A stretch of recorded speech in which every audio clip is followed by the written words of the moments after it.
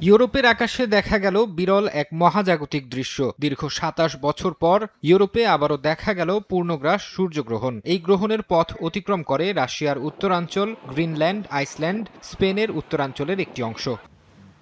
আইসল্যান্ডের পর পূর্ণগ্রাসের ছায়া পৌঁছে যায় স্পেনে। বুর্গোস সহ স্পেনের উত্তরাঞ্চলের বিভিন্ন এলাকায় সূর্য পুরোপুরি ঢেকে যাওয়ার দৃশ্য দেখতে জড়ো হন বিপুল সংখ্যক মানুষ। ঐতিহাসিক এই মুহূর্ত ঘিরে স্পেনে ৬০ লাখ পর্যন্ত দর্শনার্থীর সমাগমের হিসাব দিয়েছিল কর্তৃপক্ষ। আইসল্যান্ডবাসীর জন্য এবারের গ্রহণ ছিল আরও বিশেষ। ১৯৫৪ সালের পর দেশটিতে এটি প্রথম পূর্ণগ্রাস সূর্যগ্রহণ। আর পরবর্তী পূর্ণগ্রাস দেখতে অপেক্ষা করতে হবে ২১৯৬ সাল পর্যন্ত। যুক্তরাজ্য, নরওয়ে, ফ্রান্স, ইতালির বড় অংশসহ ইউরোপের বিস্তীর্ণ এলাকায় দেখা গেছে আংশিক সূর্যগ্রহণ। যুক্তরাজ্যে সূর্যের সর্বোচ্চ প্রায় ৯০ থেকে ৯৬% ঢেকে গেলেও সেখানে পূর্ণগ্রাস হয়নি। দেশটিতে পরবর্তী পূর্ণগ্রাস সূর্যগ্রহণ দেখা যাবে ২০৯০ সালে।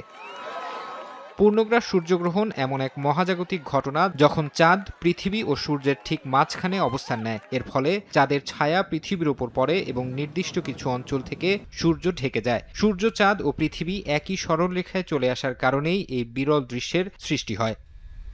ফারহাদ চৌধুরী, সময় সংবাদ।